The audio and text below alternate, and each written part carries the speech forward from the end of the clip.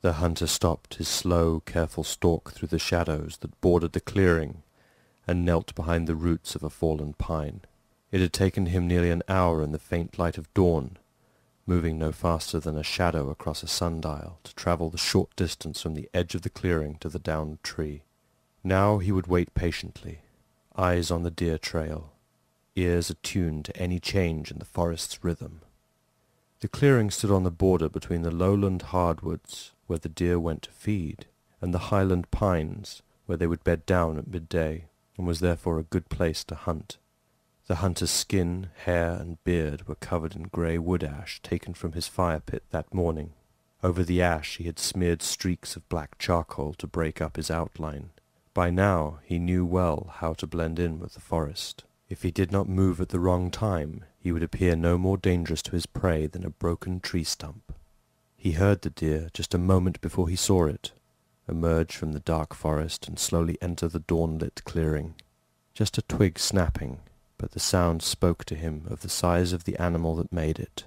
The buck was a large mature adult, but at this time of year its antlers were but half their full size and hidden within their velvet covering. Not till early autumn would the antlers be full-grown, unsheathed from their velvet and sharpened by the buck upon the trunks of trees to become the weapons they were meant to be. Near the end of each winter the antlers would be shed, the breeding season over, the weapons needed for autumn's battles then just so much added weight. New antlers would begin to sprout again next spring to start the cycle once more, provided the buck lived to see the spring, for death was also part of the forest's cycle. The hunter continued to study the buck as it followed the feeding trail into the clearing, grazing as it walked. The buck would take a few steps, sniff the air, lower its head to graze for a short time, and then lift its head again to check its surroundings. The hunter watched, unmoving, waiting for the buck to come within range for a sure bow shot. The buck took a few more cautious steps forward and lowered its head to inspect a mushroom. And still the hunter waited. This was an important hunt, and he had no intention of failing at his task. To prepare for this hunt, the hunter had not eaten meat for 7 days. He had built a small lodge as a steam bath, first heating rocks to a red glow, then rolling them into a pit lined with boughs of sweet balsam, and quickly pouring water over the stones until the air in the lodge was white with steam. This done to sweat the odour of a meat-eater out of him before the hunt. On the morning of the hunt he had washed himself in a clear mountain stream, and then held his buckskin loincloth and the sheath for his knife over a fire made smoky with green wood. The flint knife he wore was newly made for this hunt, as the bone handle and sinew wrapping his old knife would hold the scent of his last meat meal within them. Lastly, he had covered his skin and hair with the ashes and charcoal from the new fire pit, used for no other purpose than to make ash and charcoal for this hunt. He knew that if he smelled of anything at all, it would be only of the faintest trace of wood smoke, as from a long dead fire.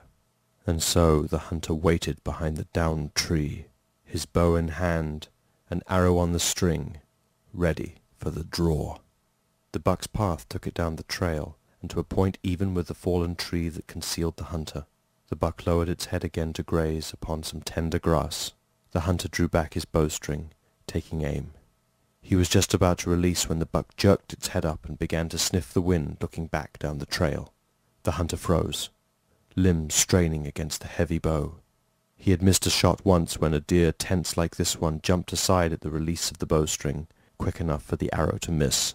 The buck snorted unhappily with what it had scented, and began to trot down the trail, quartering away from the hunter.